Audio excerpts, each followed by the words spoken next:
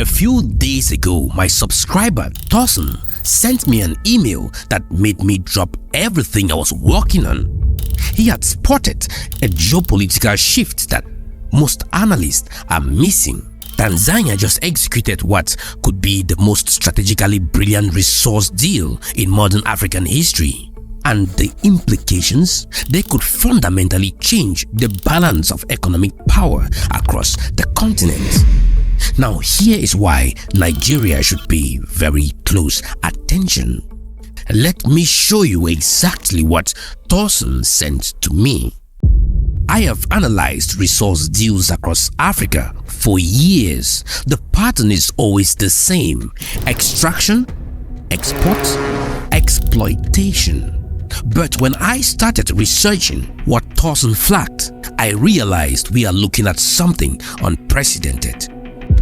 Now, this isn't just another mining contract. There is more. Tanzania has negotiated what amounts to a complete inversion of the colonial resource extraction model. How unprecedented. Let me put this in context.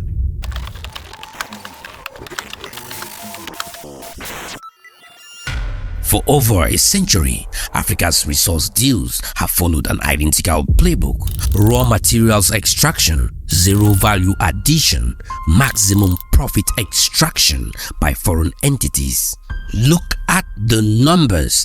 Ghana and Ivory Coast produces 60% of the world's cocoa, but captures less than 4% of the global chocolate market value. Côte d'Ivoire grows the beans, Europe processes them. Africa buys back the finished products at markup rates exceeding 800%. According to the African Development Bank's 2023 report, this extraction model has cost Africa an estimated $2.4 trillion in lost value addition over the past 3 decades. But here's what I've observed covering these deals. The countries that break this cycle don't just get richer, they fundamentally alter their geopolitical positioning. And that's exactly what Tanzania has accomplished. July 2025, while Tanzania's streets witnessed growing political unrest, President Samia Hassan was quietly finalizing a $1.2 billion agreement with Russia's Rosatom that breaks every rule of traditional African resource deals. The Puju River Uranium project isn't just mining, it's complete local value chain integration. 300,000 tons of uranium over 20 years, processed entirely within Tanzanian borders. The economics are striking. Tanzania negotiated a 20% government equity stake, projected annual dividends of $40 million plus royalties, and 30% on profits. You know there is more. The real strategic value isn't the immediate revenue, it's the technological sovereignty they have secured.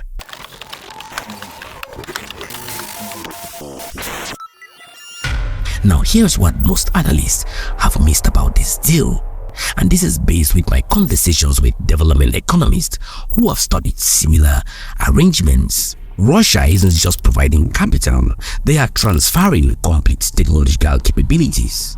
90 scholarships for Tanzanian nuclear engineers, full training programs for local technicians, equipment manufacturing partnerships. Why does this matter? Because in 10 years, Tanzania won't need foreign expertise. They would have their own. Now compare this to Niger, where France operated uranium mines for over 50 years while 90% of the population remain without electricity. The African Development Bank estimates that Niger captured less than 15% of their uranium's market value. Tanzania's model could become the template that transforms how resource-rich African nations negotiate with global powers.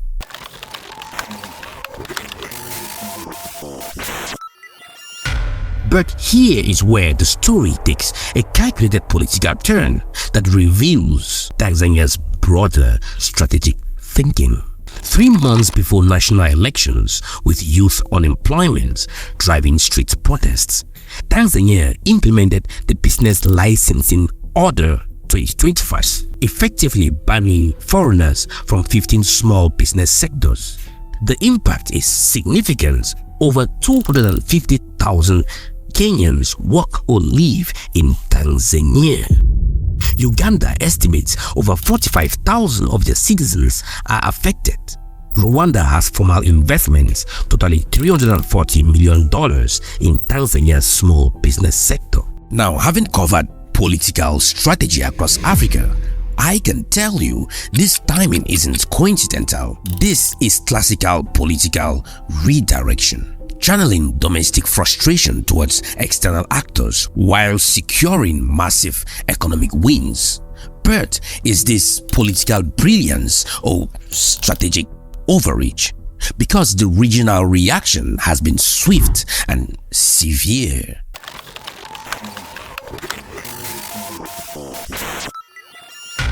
Kenya's response was immediate and telling.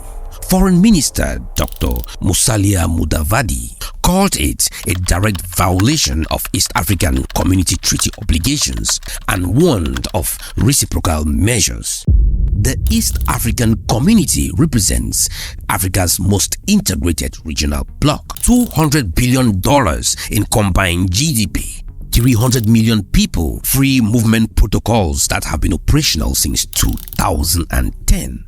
But here's what I have learned covering East African community dynamics. Tanzania has always been the reluctant integrationist. This move signals something deeper. They are betting that they can achieve more through bilateral partnerships than through regional integration. The precedent? It's concerning. When the original East African community collapsed in 1977, it took 23 years to rebuild. The economic cost to all member states was estimated at $8.2 billion in lost trade and investment. Tanzania's calculation appears to be uranium wealth plus Russian technology transfer equals leverage to renegotiate regional relationships from a position of strength. But what if they are wrong? Now let's address the core question directly. Can Tanzania actually become richer than Nigeria? Current GDP figures: Nigeria $587 billion, Tanzania about $91 billion. That's a 6.4x gap. The uranium project, even at maximum capacity, adds roughly $2 to $3 billion annually to Tanzania's economy. Significant, but not transformational at a macro level. However, the multiplier effects tell a different story. World Bank analysis of similar integrated resource projects shows economic impact ratios of 1:4.7, meaning every dollar in direct uranium revenue generates $4.7 in related economic activity. From our analysis of resource-led development, the real question isn't GDP comparison with Nigeria. It's whether Tanzania can achieve what Botswana accomplished with diamonds, using resource wealth to build institutional capacity and economic diversification. Botswana's diamond revenue model increased their per capita GDP from $70 to $7,900 over 4 decades. The template exists. Tanzania's moves are triggering a broader recalculation of regional power dynamics. Kenya and Uganda are reportedly accelerating their own nuclear energy programs. Rwanda is deepening ties with China on mineral processing. What we are witnessing is the emergence of competing development models within East Africa: integration versus sovereignty, multilateralism versus bilateral partnerships. I've been tracking similar dynamics across Africa, and here is what typically happens. Resource discoveries either accelerate regional cooperation or fragment it entirely. There is rarely a middle ground. African Union analysis suggests that fragmented regional markets reduce African GDP by approximately 2.6% annually. That's $73 billion in lost economic output. So the stake for Tanzania go far beyond uranium revenues. They are betting their entire regional future on this strategic pivot.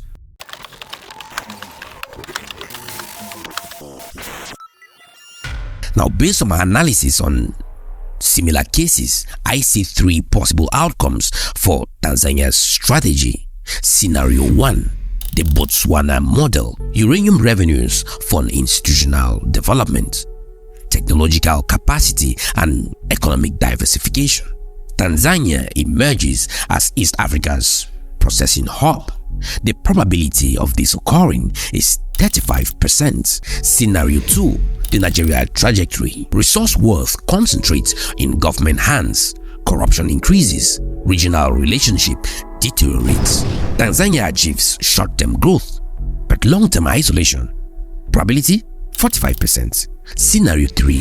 The synthesis solution. Tanzania leverages uranium success to renegotiate East Africa community relationships from strength, achieving both resource sovereignty and regional integration. Probability 20%. The determining factor here would be whether Tanzania can manage both resource wealth and regional diplomacy simultaneously. Tanzania's uranium gambit represents something larger than bilateral relationships or resource economics. It's testing whether African nations can achieve genuine economic sovereignty while maintaining continental unity. According to the United Nations Economic Community for Africa's latest analysis, Africa loses $89 billion annually through resource extraction without value addition. If Tanzania's model succeeds and scales, it could fundamentally alter these dynamics. But here's my assessment. Tanzania is playing a high-stakes game with regional relationships that took decades to build. The uranium wealth is real, but isolation costs are equally real. Historical precedents suggest that resource-rich nations that maintain strong regional partnerships achieve 40% higher long-term growth rates than those that pursue purely bilateral strategies. The next 24 months will determine whether Tanzania becomes a model for African resource sovereignty or a cautionary tale about the cost of doing it alone. This story will reshape how we understand African development strategy for the next decade. The question isn't whether Tanzania succeeds. It's what their resource approach means for resource-rich nations across the continent. I want your analysis in the comments. Is Tanzania's strategy brilliant long-term thinking or dangerous short-term politics? Subscribe for continuous strategic analysis as the story develops. Because whether Tanzania's gambit succeeds or fails, it's already changing the rules of the game. And Tosin, thanks for spotting this before mainstream caught on. Sometimes the most important shifts happen in plain sight. I'm a somebody with see my next investigation. Bye.